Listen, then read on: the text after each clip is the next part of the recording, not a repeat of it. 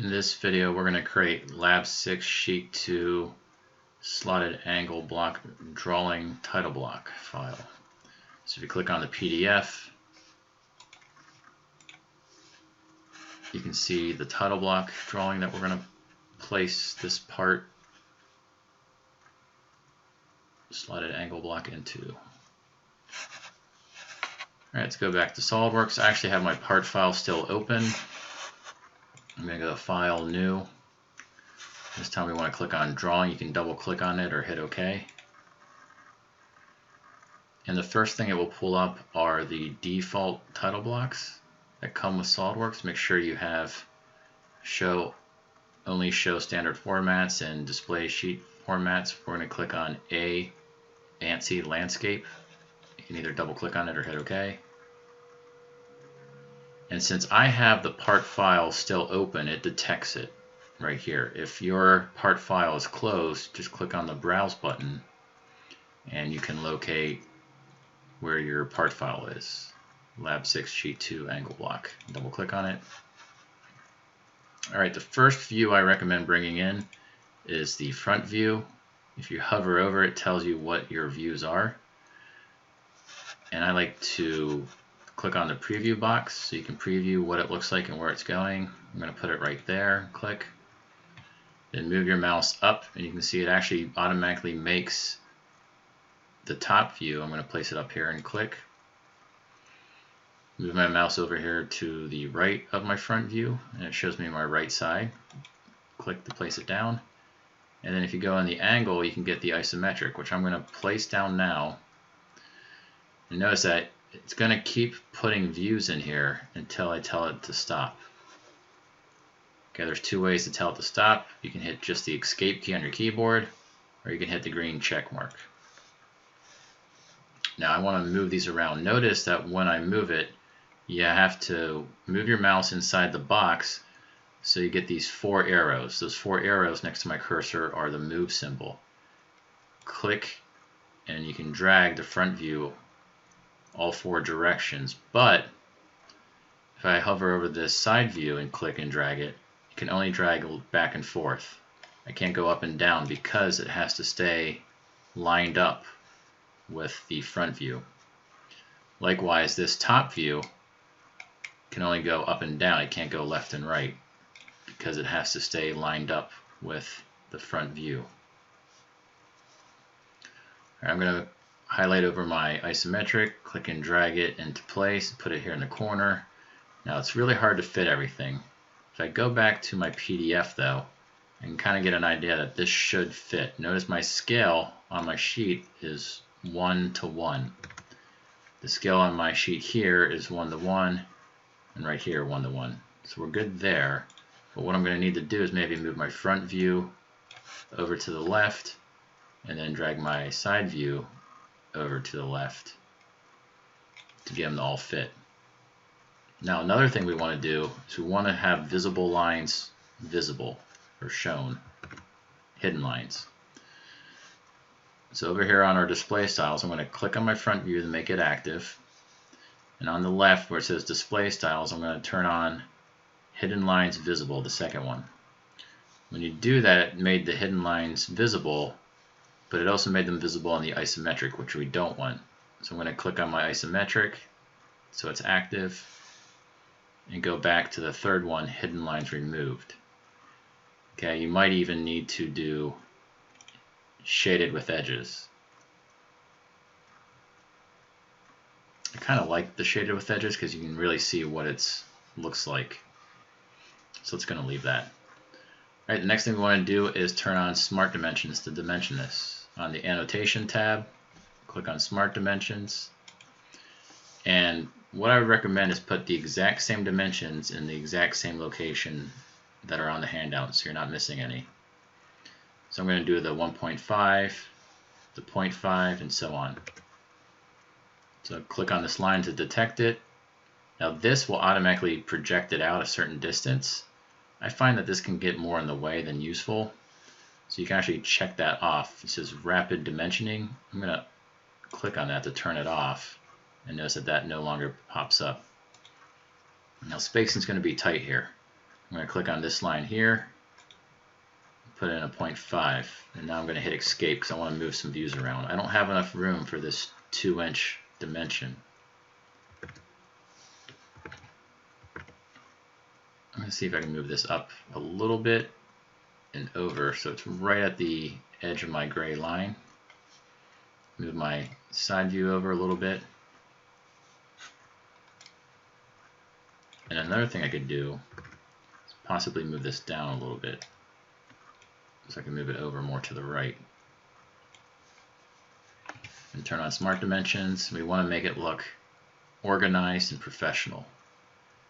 Click on the bottom line, click on the top line, and now we should have room for 2 inches. And again, I'm going to hit escape. Your dimensions should be centered in between the arrows, and they should not overlap each other, nor should they overlap the part, and they should stay inside this gray border. So it's a tight fit, but it's doable. If I can do it, you can do it. Alright, I'm going to turn back on Smart Dimensions. I'm going to click on this line. Now, there's a problem with this 0.75. It works and it fits nicely, but when we do our 0.5, now we have a whole bunch of arrows overlapping each other. So to fix that, we're going to click on the 0.75 and drag it over to the left. Let me show you here. Now see, I'm getting in the way of the 0.5 dimension, so I'm going to drag that down a little bit and hit escape and maybe move my view up a little bit. I could also move this over, so I can move this up a little bit more, and then I can drag these dimensions down.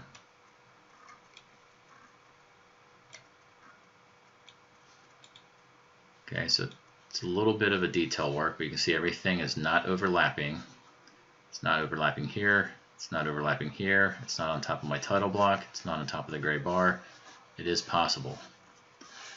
Turn on my Smart Dimensions again, click on my slot here. I'm going to click on this line here, or you could just click on the top and bottom.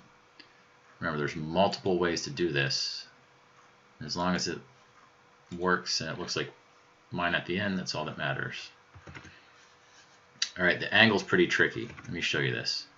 To do an angle dimension, you click on the 2 lines here and here that make up this angle.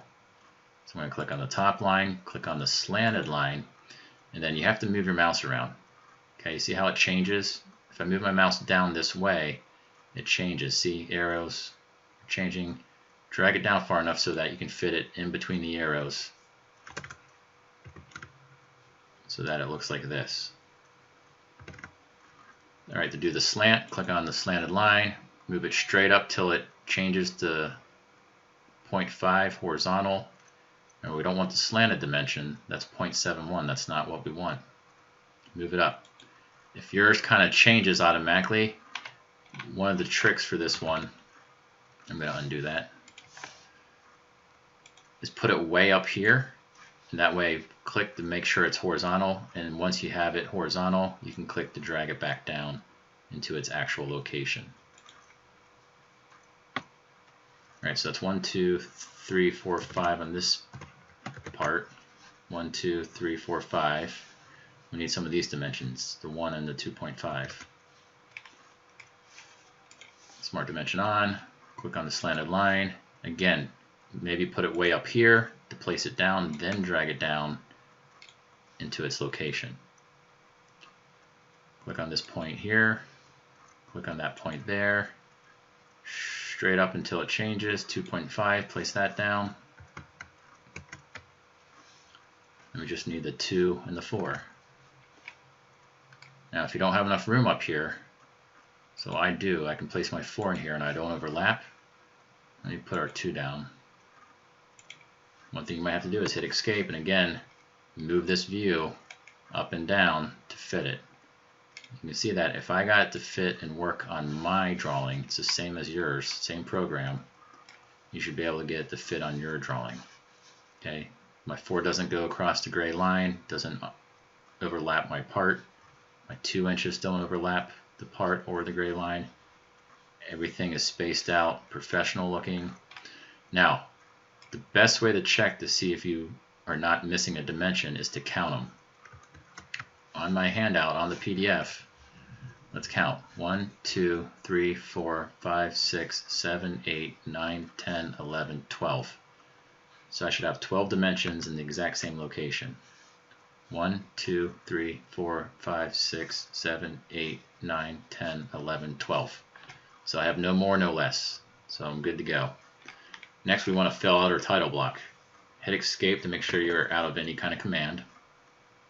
Right-click your mouse on top of the title block and go to the Edit Sheet Format. Don't worry that your stuff disappeared. That's normal. I like to double-click on my drawing number and change that to something smaller like 12 or 10. That helps it fit inside. Go over to the title, you can get this little A next to your mouse. That means you're on a text box. If I click, it selects it. If I double click, it will let me edit the title block. And you can type in your name. And we could also type in other information. I'm going to select everything and change that to a smaller font. 12 points is pretty good, kind of standard. And you have to click off your text so that you can then click on the Edit Sheet Format to return to your drawing file. So click on this icon up here, return the drawing. Sometimes that icon disappears. You can maybe try hitting the escape key. Let's click on the icon there. So there's my text, my title. Notice that it fits in very nicely. Let's save it. File, Save As, or click on the floppy disk up here, or hit Control S.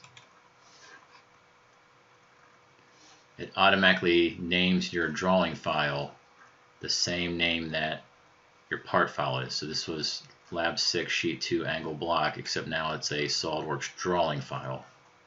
I know that because it says drawing right there. Hit Save.